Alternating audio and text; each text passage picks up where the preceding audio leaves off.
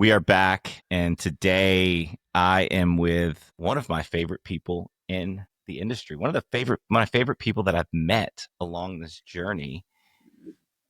Many of you may know or may not know who she is, but I am excited today to have a really, really great discussion with Denise Lambertson. Denise, thanks for being here. Thank you so much for having me. And you're one of my favorite people in this industry too. And we've known each other a long time now. And there's a lot of people in our industry now. So I think it says a lot on both sides. It does. It does. You know what I'm really excited about is this season, or I guess I'm calling it a season. This season of interviews I'm doing with people is focused around CPG investing and getting different perspectives from different investors sort of along the journey. And so I appreciate you coming on and being willing to share. Yeah, no, I'm excited. Yeah. I'm super excited to be here. Well, tell us. Let's start from the beginning. Tell us, um, tell us about your journey. How did you end up where you are today? Like start from the beginning and like take us through like the career trajectory and where you landed, and then tell us about exactly what you do today. It's interesting. So, a lot of times I'll tell people I still sort of can't believe I'm an investor or venture capitalist. Like this was not the path that I had envisioned for my career. I'm thrilled with it. It has been one of the most delightful evolutions and surprises. It's always nice when you're delighted by a surprise.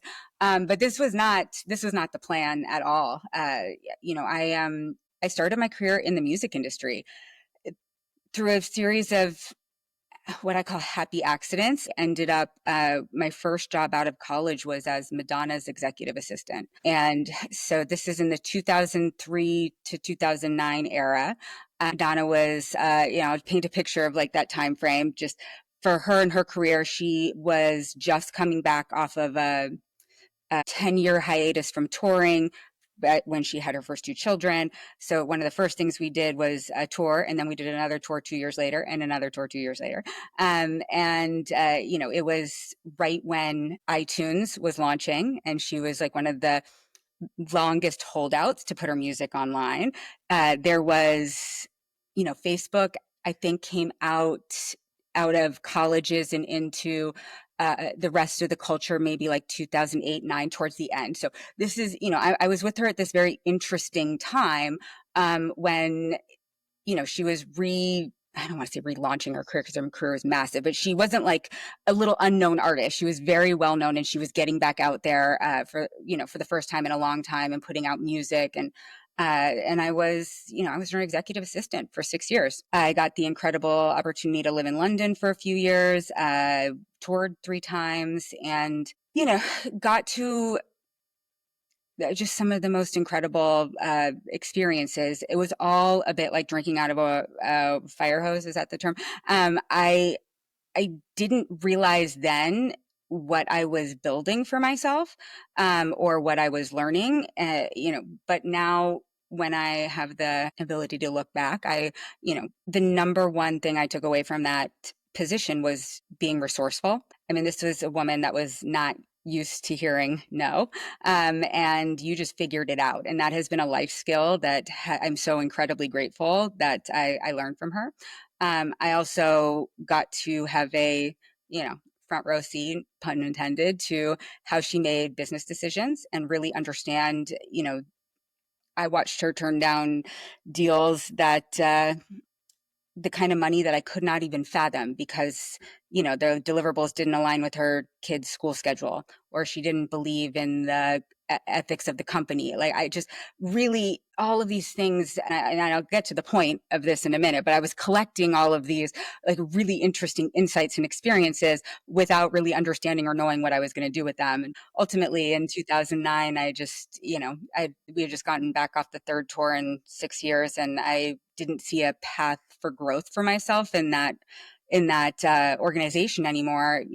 It would, manager, publicist somewhere else. There was just, that team was solidified, and I had a real moment of inflection where, like, if I don't make a move soon, I will become a career assistant, and that's great for a lot of people. That is not my ambition. I want to do other different things in my career. I left in the spring of 2009. And I thought the whole world was going to be waiting for me, Jason, just waiting to give me a job and this great salary, a corner office. And, you know, that was certainly not the case. There was a global financial crisis happening that I had like completely had blinders onto, and I didn't understand was happening. I got a lot of great interviews, but nobody really knew what to do with me. My experience was so all over the place. And so I started to freelance because the majority of companies found that my relationships with celebrities and talent, those that I had cultivated through my experience with Madonna, were really valuable. They were having a hard time kind of making connections in that world. And you know, if you also at a similar timeline, what was happening in the entertainment industry was the kind of legendary Coca-Cola acquisition of Vitamin Water, and had happened around 2009, therefore making this incredible story of the entrepreneurship of 50 Cent and the equity and the rev share was making its way through the entertainment industry as, you know, a rumor. And to be clear, I had nothing to do with that deal, but I was, you know, hearing from the talent that I knew, you know, as I was trying to bring them into, you know, Volkswagen projects and, you know, AOL, they were like, oh, okay, yeah, cool, Denise. But like, what are these equity deals like? I want a Vitamin Water, I want to do something like that. And you know, it's hard to imagine a time when that wasn't just like prolific and everywhere, but there was, you know, there's a real newness, and I believe that moment with Vitamin Water was the first domino that fell there.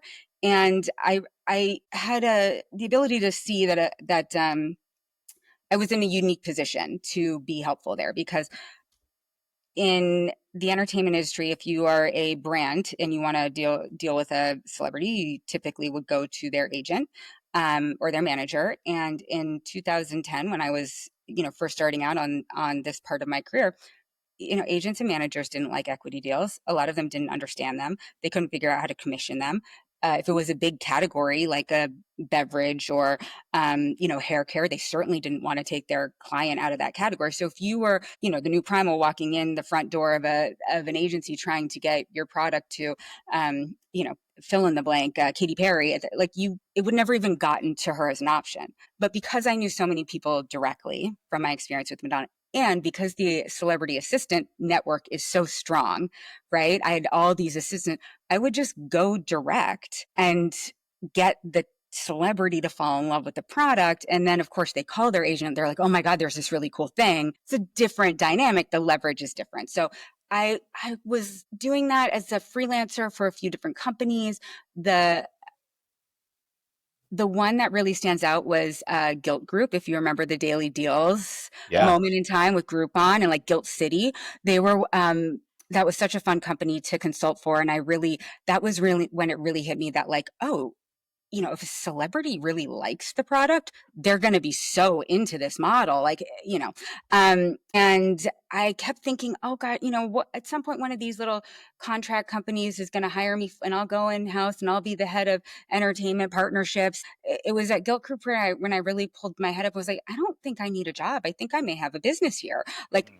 I think I could be this connector. Let me just call myself an agency. And I like put up a website and, you know, got some business cards and just started saying I was an agency. And around that time, I met my first beverage client. And as we know, the food and beverage industry is an incredibly, you know, incestuous and viral community in the nicest way you can say those words, right? Like, so I did a deal with that beverage company. One of the investors was on the board of another CPG company, and they're like, okay, well, you got to come over here. And all of a sudden, the floodgates opened, and I was doing a lot of deals in New York. And, you know, it was interesting because I loved the startup energy and the innovation and all the excitement. And so did the celebrities. You know, now if you in the timeline of life for, you know, 2012, 13, 14, again, hard to remember a time when CPG products were not sold D2C, but that was just really not the case back then. If you were, you know, less than a year old in CPG, you were launching market by market with, you know, regional strategies. And so I would get these great brands coming to me like, oh, I want Rihanna to be the face of my brand. And I would look at their business and I'm like, the product is great. And like, the pricing is good. And I like the positioning, but like, you're only available in Whole Foods Northeast. Like, what's the point of having Rihanna shout out and be a part of your business if like only this very small group of people can actually walk in the door? So I began to suggest to these companies, why don't we start off with the local hero program, which would now be called influencer marketing. But I was kind of borrowing a page from the Red Bull book of marketing and thinking, well, if I can get these like local, people that have a lot of credibility in their community. And, we've got Facebook and Instagram. Facebook's still a chronological feed at this point. Instagram is starting to really happen. But there's also a lot of value in word of mouth marketing in local communities at that time too. So I was like, let's start with this in the markets that you're in. And as you grow in footprint, I will introduce you to celebrities. And by the time you have the infrastructure to actually set it up, we will, by the time you have the infrastructure to actually take advantage of a celebrity, we will have a celebrity partner for you. And that's how I launched influencer marketing and really like solidified my marketing agency, which is called LMS. And we were doing celebrity and influencer partnerships. And then, Instagram changed the model for influencers, and it became very important. And this dovetails really nicely into how we met. But all of a sudden, it became really important for brands to have an Instagram account, and that was weird for a while. It was like that was unheard of. And so we added social media as a service. And by the way, I should contextualize this, that LMS really specialized in startup and growth stage businesses. We always felt a lot of excitement for those businesses. Influencers and celebrities really liked the innovation.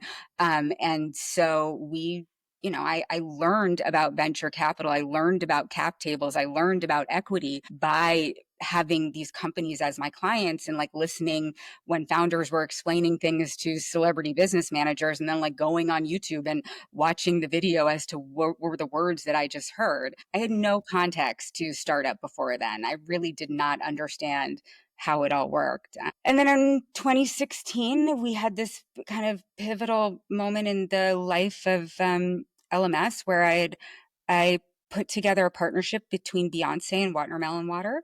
And in addition to marketing services for equity, she also opted to invest her own cash, which was super exciting. And it also created an interesting challenge for me because I couldn't get bonus or commission off of that investment because I'm not a broker dealer. Mm. And I didn't realize that. I just thought, that was, when I build the equity partnerships for services, I get commission out of the brand side for doing those deals. And so, that was such an exciting deal with Beyonce. She had just like, she'd been doing a Pepsi deal before that, like 3 years at Pepsi. And here she is, now saying not only is she going to partner with this healthy brand and startup, but she's also going to help fund it. And my agency was getting all this attention, and all of our clients were suddenly interested. Oh, we can't just have a celebrity as a partner. We now need to also have them as investors. And I was like, I've got these two sides of the market that want each other, and I am the tie that binds, but where do I fit in financially? How do I make money? I'm not going to do this for high fives and hugs. Like, come on. And so, I investigated, do I hire a broker dealer? Do I take a test to become a broker dealer? Like how, can I do this on a handshake? And, spent a few years looking into that option, and those options ultimately decided that I would negotiate with my clients that if I brought a celebrity into their business and they opted to invest, that I could invest as well alongside the celebrity at the same terms I negotiated for them. But that got hard. I was investing off the balance sheet of a growing agency, which service business, small margins, et cetera. And I was able to do some, but not all. And then some of my early clients started to exit, and I was really excited for them, but bummed when my sweat equity was at the bottom of the stack. And like, and also the ones that I couldn't invest in that I passed on, but like then did sell, and not because I didn't believe, but because I didn't have the liquidity. This is the era of core water selling after 3.5 years for 500 and something, like, right. Rayo's tomato sauce, like these, it was like starting, some of the earlier work we were doing was really starting to percolate. And I was walking around New York complaining about how I couldn't figure out where I fit in. And people started to say, well, you should have a fund, or why don't you have a fund, Denise? You should have a fund. And I did the thing that I think a lot of women do, frankly, which is I spent a year telling people I wasn't qualified and nobody would give me money. I didn't really know how to do a fund. And, I don't have the training for that. And finally it was and I'll call him out. I'll call out the name of this person because he's a great industry friend of mine, but Ryan Lewendon of Januzzi Lewendon Group. Him and I were having lunch one day and he was like, hey Denise, I think you're really overthinking this. Like, you basically have a fund without the capital. Like, that's what your agency is. Like, you're identifying deals, you're diligencing them and looking at them on behalf of the celebrity. You're adding value. Like, you're just not capitalizing. And like, that's what a fund is. It's deal flow and access. And I was like, well, I can do that. That changes everything. That makes a huge difference here. And that is how I became an investor. Wow. Wow. So from Madonna's personal assistant, executive assistant, to connecting celebrities with CPG brands, to creating this term that didn't exist yet, this local hero marketing, which has turned into influencer Micro marketing, influencers, really.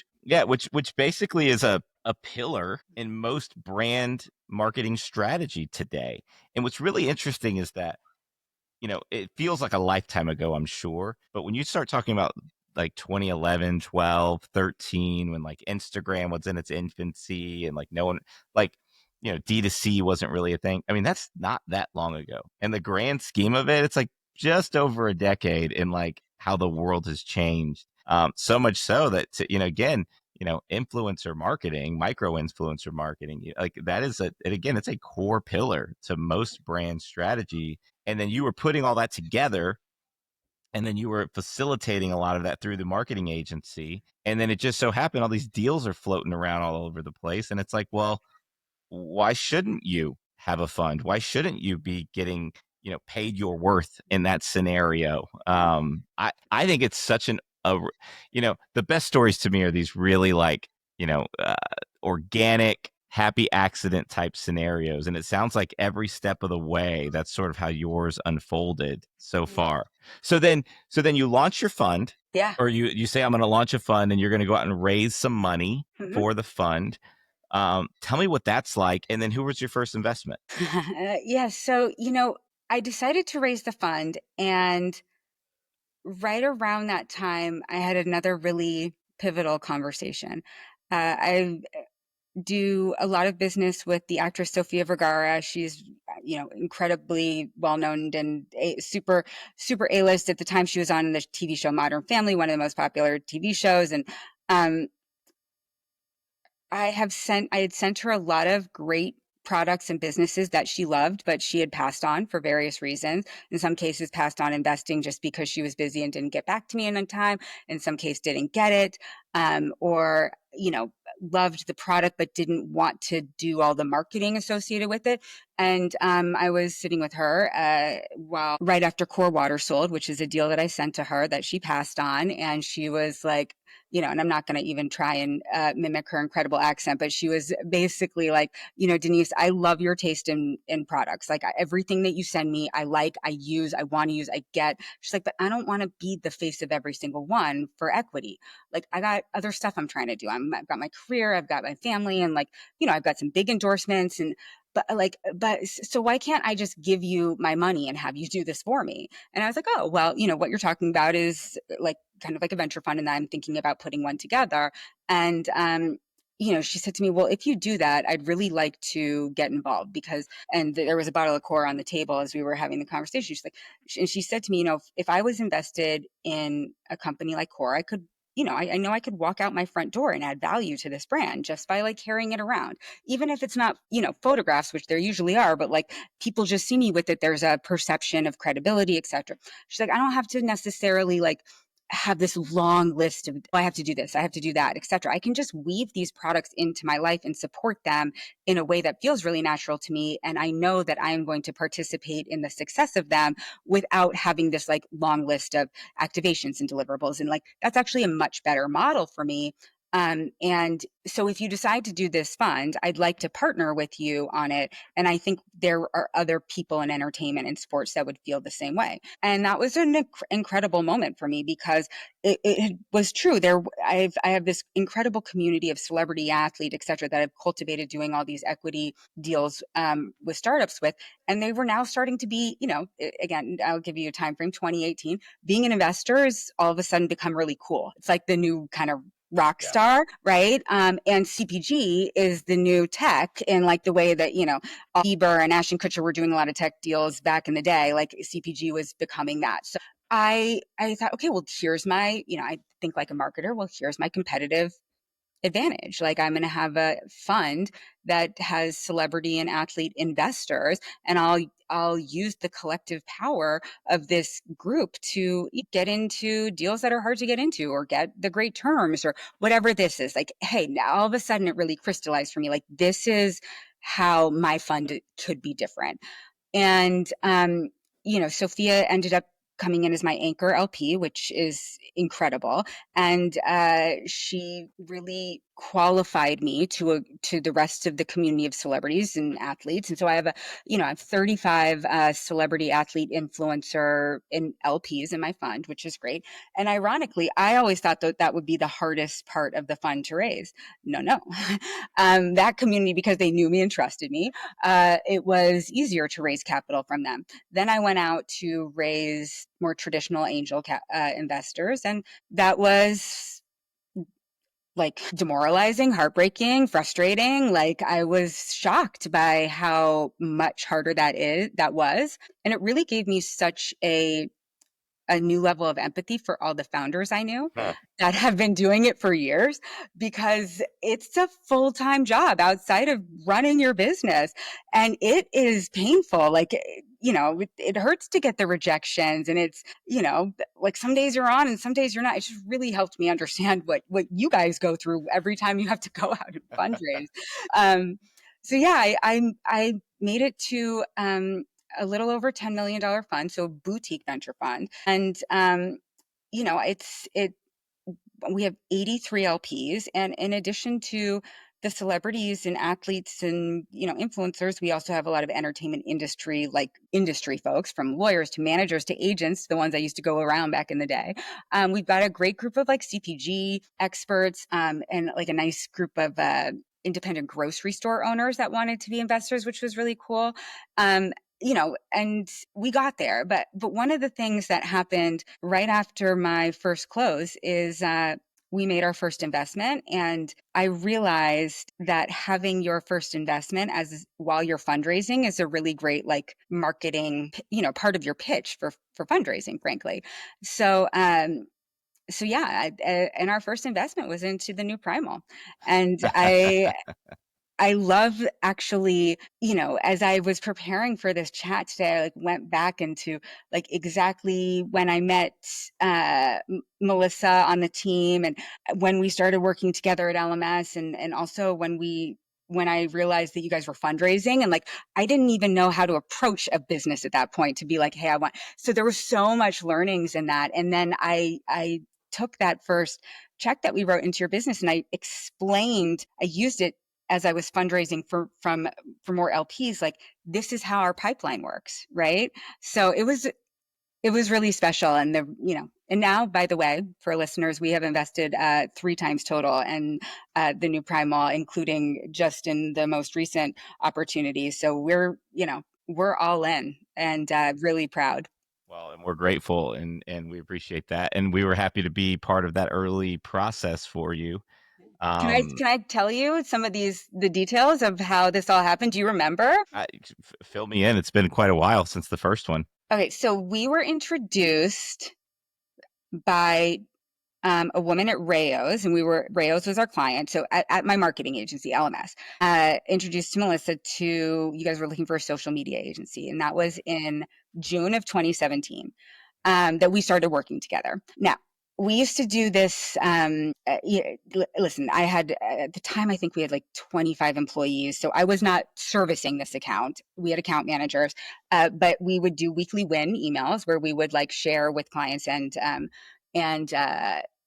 leadership at the agency, like myself, like how the business was doing, how the social media was doing of the week, etc.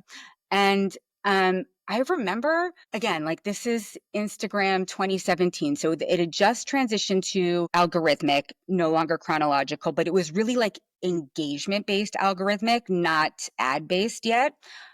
And not a lot of brands were just creeping onto Instagram. I remember like looking at these weekly win emails and being like, I cannot believe people are so passionate about, these meat snacks and these sauces. Like this is crazy. And I pulled for this conversation, like some of the early Instagram comments. So like we posted something on your behalf and tons of engagement, tons of comments, and like somebody said, I legit bought 8 bottles in June and I'm using it on everything. This is the Noble Made product, obviously.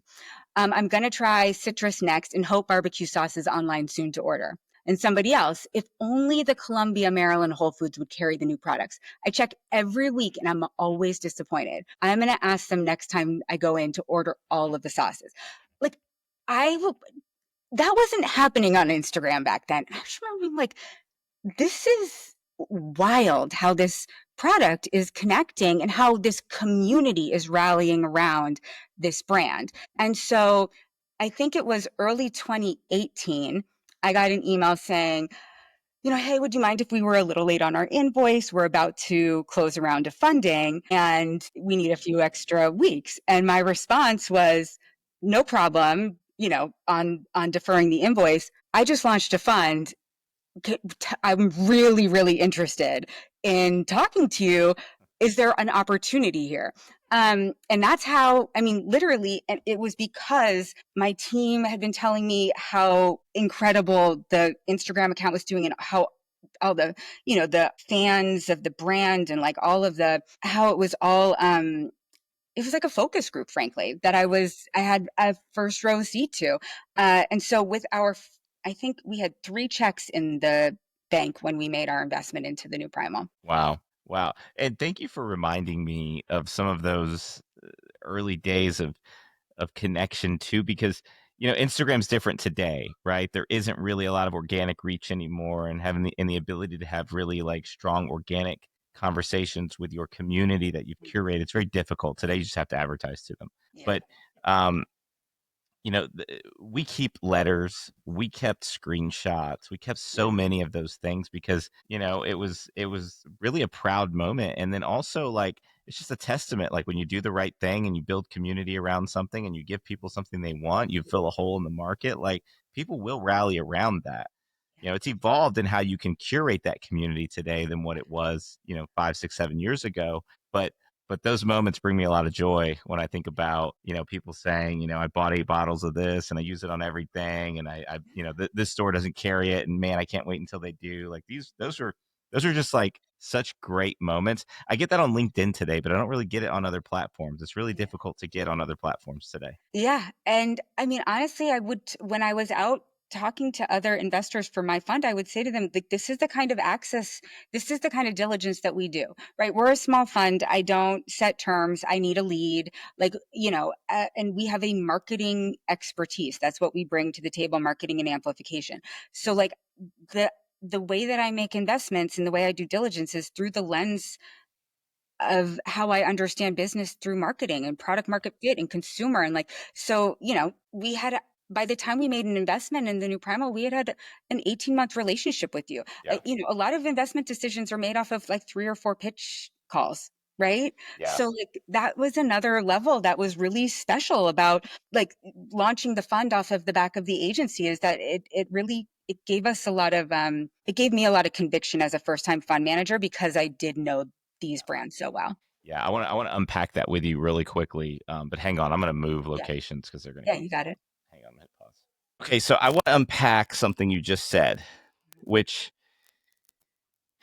you talked about this like special access that you had and like the secret sauce that you had as a fund. How do you view that today? Has that shifted today, or do you still feel like you have a different perspective that maybe a traditional venture capital might have when you are doing diligence or vetting a company you might invest in?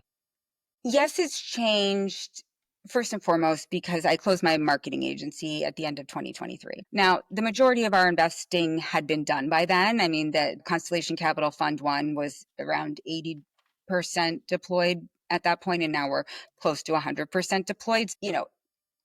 The majority of our investments were made with the kind of diligence that I just, shared with you.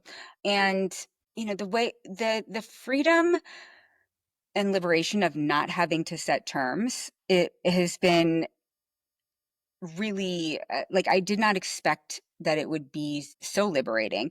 Um, you know, what that allows me to do is, first of all, like invest with some incredible other firms that have a level of expertise and a much bigger management team, and they can do all of the, like, the important stuff, but the stuff that I don't have the experience doing, like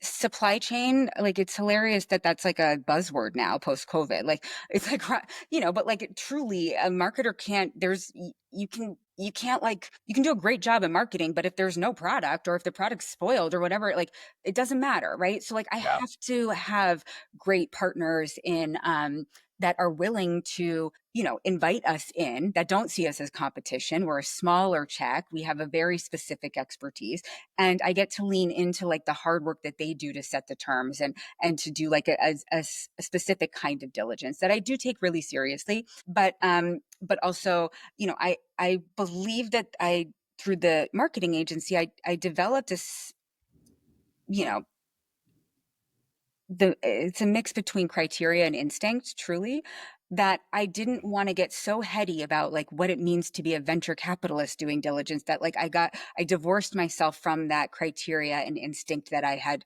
like created all these years. So, what I really, for me, it's as simple as this. Number one, product. Like, does your product deliver on the promise that it's making? If you don't, like, I don't believe you have a business. And if you do have a business, that business is not sustainable. So like, I have to truly, truly believe in product. Two, marketing, positioning, naming. Like, if I can't pronounce your name, if it can't be a hashtag, if you can't take a picture with your product, if you can't explain the product, like, I, as a marketer, again, I just find that to be, there's so many other challenges in business, like that, to add that one on top of it can be a real, killer. Um, Next, I look at leadership team. Mhm. Um, does the leadership team have experience in this category? If they don't, are they surrounded by people that do? And are they like willing to listen to those people? And are they coachable? And are they, um, you know, are they? Do I believe that they will overcome the fact that they are first time in this industry to like make this work? Yeah. Four is other capital at the table. Again, we're not a big enough fund to bail out a business, or to like help them through a really tough time. So like, who else could come back in? And then five is, really gut instinct, and like that, and that is a function of I think, what happens when you're 15 years in the industry, like you and I, is like, you see trends come and go. You see, like we all saw, like, acai, the hottest ingredient of like 2013, but like, where is it now? Or chia seed, like, these sorts of things. Like, do I really believe there's enough of a customer there? Do I think that this is the right team, the right time? I mean, how many products have we seen, Jason, over the years, just like that were just ahead of their time by like 2 years, and they just couldn't make it work? Like, there's so many elements to this, and that I like filter through instinct. And so that is like my process, in a very like oversimplified way. And then once I've gone through my process, I will sit with all the, what I call the real diligence that, that the big firms do, and I'll make sure all of that lines up too. But I try to do my process first and get like my own buy-in. Like, I would want to do this based off of this. Like, now let me make sure there's not any blind spots in, Yeah. what expert, you know, my expert network can tell me. Yeah. And then Make you sure go, the financials and everything work out. You can love a company, but it may not work out for you financially, and then yeah. then you're just a charity. It's just not Yes. your that's not your job. Yeah. And also, I mean, also the 800-pound gorilla topic in the room is valuation.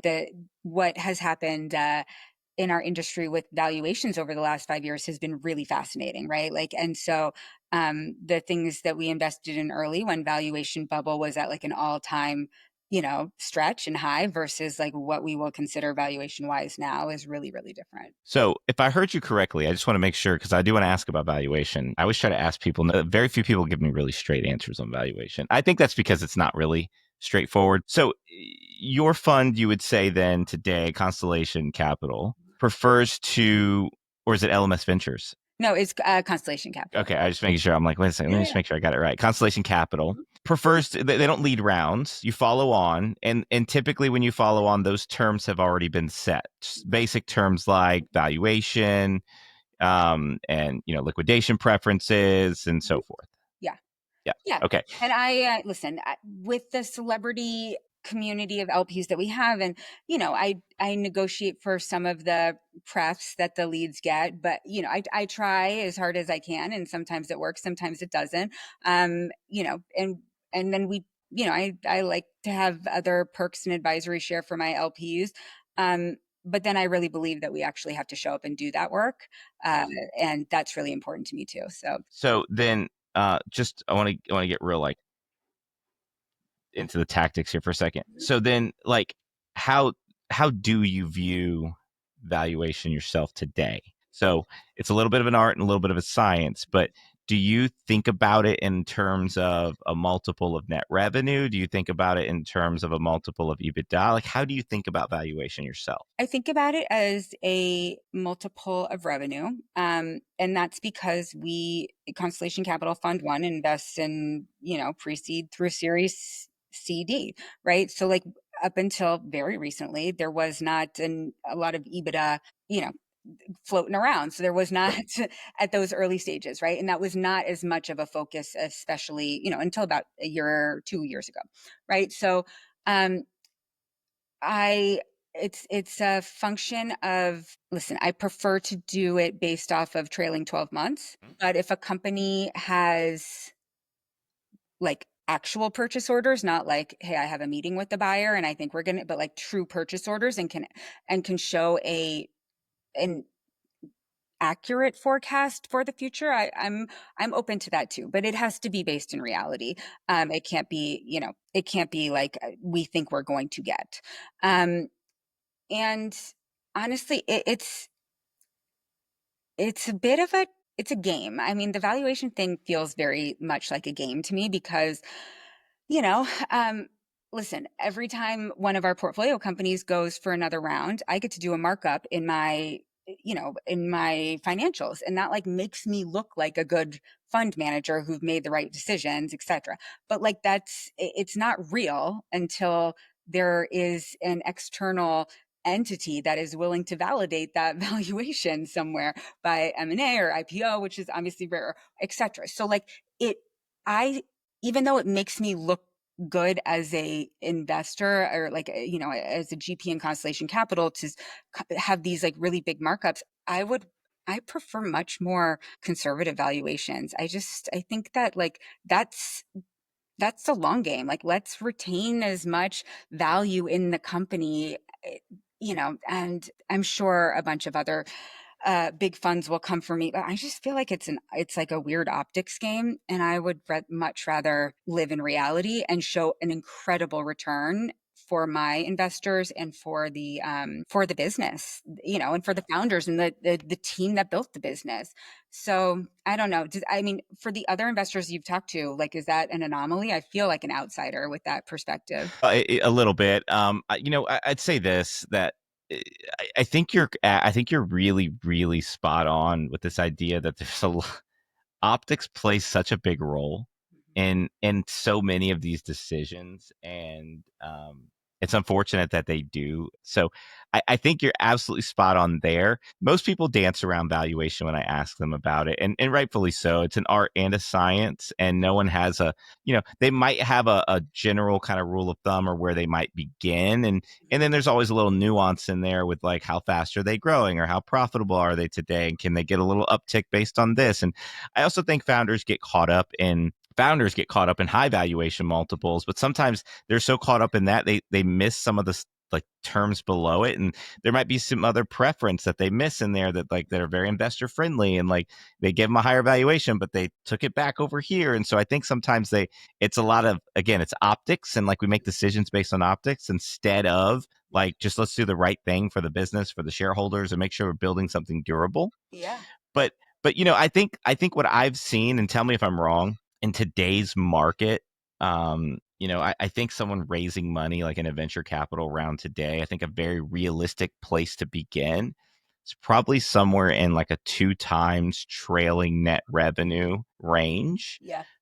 Is probably like a big, and again, if you've got some extra snakes in the grass in your business, you might have to back off of that 1 or 1.5 or somewhere in there. And maybe if you've got some outsized growth rate or some crazy margin profile that no one's achieving, maybe you go up from there. Mhm. Obviously the multiples get better when you're exiting to a strategic buyer, but in a fundraising environment, what I've seen Mhm. is somewhere in the, call it, 2x trailing net revenue range is usually like I would say a realistic starting point for people to kind of set their minds to. I agree. I some of the more some of the companies that are like teetering on the brink of growth stage as opposed to startup, we've done 3x in the last year on follow on because that's what the valuation was, and they've proven that they can get to a certain point, Yeah. right? Like, so there's shades of gray in here for sure, but I think 2x is a great place to start if you're early stage, and I 2 3x, 3.5 as well. Yeah. So I mean, I think, look, at the end of the day, right, founders want to preserve as much equity as they can, mhm, and so the higher the valuation, the lower the dilution rate typically. And then, investors want to get a good deal too, right? They want to invest in great companies. They want to create good outcomes for their LPs, and they don't want to overpay. And markets shift, right? It's not as frothy as it was 5, 6, 7 years ago, pre-COVID, maybe, or even mhm. just coming out of COVID. And I think that's okay. Like the markets do shift and change around, but I think the overarching takeaway here is, um, let's not get caught up in the optics of it all, and let's just do good deals. Yeah, absolutely. And, I would like highly caution any founder against choosing a higher valuation over like the right kind of investor for them. Uh, I have seen both at my work at LMS and through the fund really, really toxic investor founder relationships. And it is that, like, my perspective is like harder to get out of than like a divorce. Like, it is so painful. And, you just like, there's no valuation game, in my opinion, that's worth that kind of like impact on your lifestyle and your business. So like pick the right investor, like that's a very important decision outside of the deal terms, but like that you can go to, that will be there for you, that has great strategics in their network, that like that will be true partners. this what I think people, I think what most early stage founders are blinded to is the check, and they just need the money to keep going, and they'll take it from whoever will write it. And I think that, um, you're exactly right. We have, this is more than a marriage in many cases. You're going to go through war with these people, and you're going to solve problems together. And so the investor that you partner with is the one that you solve your problems with. It's the one you deal with really hard times, with. It's one you deal with the good times. But like, you know, the this is like, this is a marriage, and so we should take our time. My advice always is like, don't raise money with a gun to your head. I mean, that's never a good place to do it. Do it early. Build these relationships early so Mhm. that when it comes time, it's a no brainer. Yeah. To the extent that you can't predict everything, and everything's not perfect. But like, if you can start building these relationships early, really get to know somebody. Do you jive well? You're gonna. I mean, and you really, sometimes you don't know until you're just in a really dark moment, and then sometimes you don't know. But Yeah. like, get as much information as you can. Ask for references. Talk to other portfolio companies about the things they do well, the things they don't do well.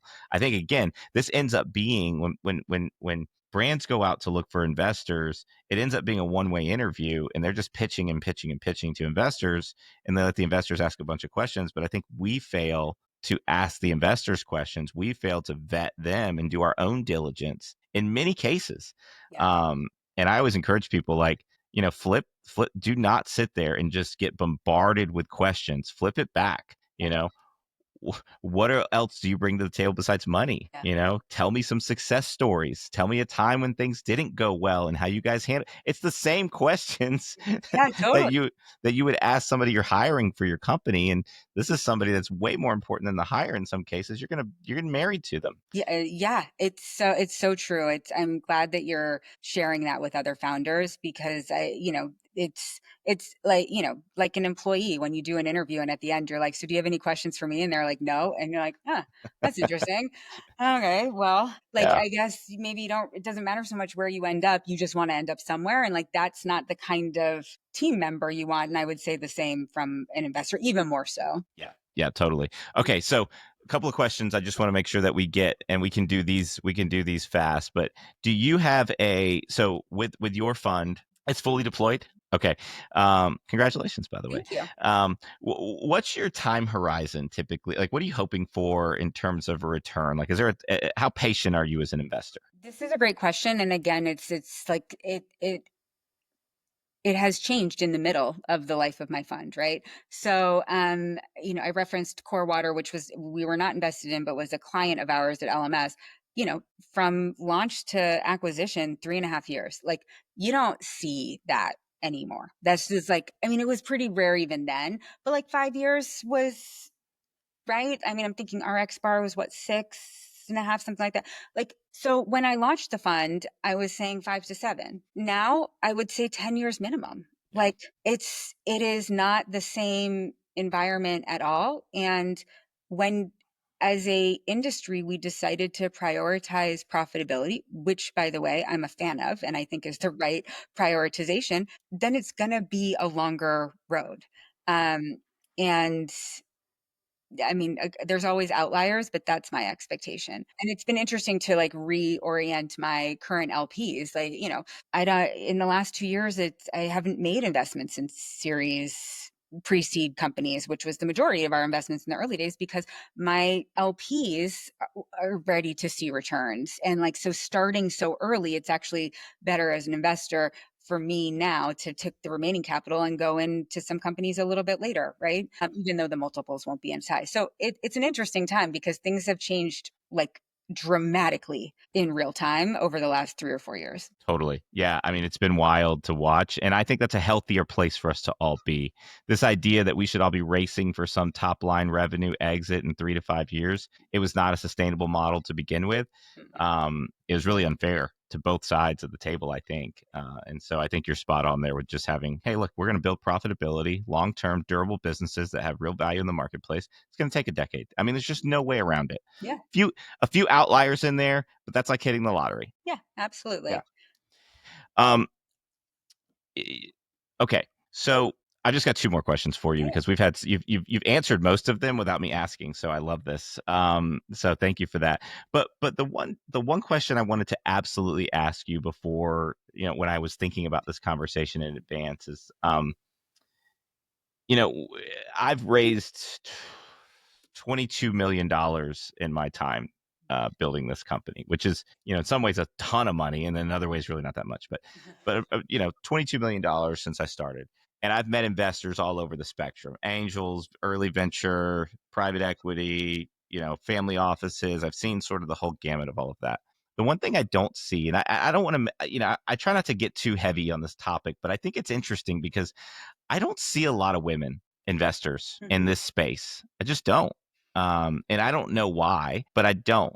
So I'm just curious for you, like, do you feel like there have been different hurdles that you've had to overcome as a woman in this industry? Yeah, for absolutely. And it's the I'm so glad I was ignorant to it when I started because I believe if I had fully understood, I would have been very intimidated. Um, and it's kind of astonishing because consumer packaged goods in particular, like the main customer is women. These are the people making the choices for the household that, and that percentage is changing. We see it changing.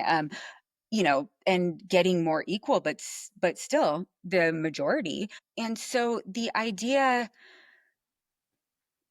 that, women wouldn't be able to participate or are choosing not to or are getting boxed out of the opportunity to invest in the kinds of companies that they are essentially like experts in because they're consumers, right? And that's like, investing 101, invest in what you know, right? Like stay away from the thing, like don't get excited about somebody telling you about XYZ. Like no, stay in the lane that you feel confident in. And this is a lane that women should feel really confident in as consumers. And so it is troubling for me and it bothers me. When I was out fundraising, it I have other peers in the investment community that are men that were also time fund managers, maybe a little bit younger than me, like 7, 8 years that were doing this for the first time without a ton of finance or venture capital experience, and they were able to raise 3 times what I was able to raise. Mm. And I can, there may be other reasons, but it felt to me that there was that there's like an internalized misogyny in all of, in like the world of finance for sure. I mean, at some point it became so interesting to me as I was out in my fundraising. I ended up in fundraising a lot from in Dallas, Texas. Outside, when I was out, finished with the entertainment industry group, I ended up just hitting a vein in Texas, and I started to really pay attention then because I was getting asked, really different kinds of questions and all of these things. And I did some research, and I have thought about it a lot since then because it blew my mind. So, like, there's a lot of focus spent on how many female founded companies get investment, which is not nearly enough, and it's terrible. But very underreported is how much LP dollars come from women. And like the one stat I was able to find 3 years ago is that it's only about 5% or 4.9%, which is, like that is a huge, that like creates ripples in like the generational wealth that women can build for their families and for their communities. Also BIPOC investors, even worse, like it's like 2% of LP capital. And when I raised a lot of money from like the people I know. So my fund makeup without trying is really different. And then when I got, when I became aware of it, it became like a badge I wanted to, like, I was going for. But like, 36% of our LP base is female. And, we have, I think, oh, where are my numbers here? 27% of our LP base is BIPOC. And that to me became like something to be very proud of. And Yeah. and when I was having conversations, a lot of times they were with these LPs, they were first time fund investors. They didn't fully understand how funds worked in comparison to angel investments or like buying stocks in the stock market. And they were embarrassed to ask. I was, for me, I was like, well, I was you 10 years ago listening in on calls and like Googling things. And like, and somebody demystified it for me. So like, let me demystify it for you to the best of my ability. And also, like, again, you are the one at the grocery store seeing what's out of stock when you go to buy your favorite Noble Made or New Primal thing. You're seeing it not there. Like, that's an incredible, like, there's incredible diligence in it of itself. Like, you should be at this table. And I'm really glad that there's so much more focus on female founded companies getting more investment. I think that's really important. I would love to see a shift in the attention on like also women building wealth through venture investments as well. Tons of room for growth, tons of opportunity there. And so I wanted to ask you about it because it's just one little way we might be able to just heighten awareness in Yeah. the subject. Um, and you just hit the nail on the head. I think from a CPG investor standpoint, right, and how all that trickles down, the data is still very clear. Women make the vast majority of the purchase decisions in the household. There's no reason why they can't also be at the table to, and finding ways to invest in those businesses and those brands that they buy every day. So I'm with you, um, and I appreciate you commenting on that. I know it's an interesting subject that Yeah. a lot of people are afraid to kind of broach, but we may as well just start talking about it. Yeah, and Uh, if I could add one more thing, the there's very few female GPs, But there's a huge rise in solo GP funds, which is, I have a GP partner, but I've run the management group, and I run the majority of the fund, and I consider myself to a certain extent a solo GP because of like the responsibilities I have. So I would say, rise in solo GP funds, and a very small amount of women GPs. Like, this is an opportunity for women that do have an interest, right? To run a solo GP female founded fund, because there's a uniqueness that a female investor can bring to the diligence, to the companies they invest in, the value that's incredibly different and valuable, and it completely its own right, just from a strategic standpoint. So I would encourage those that are thinking about it, that there's a path. I love that. I love that.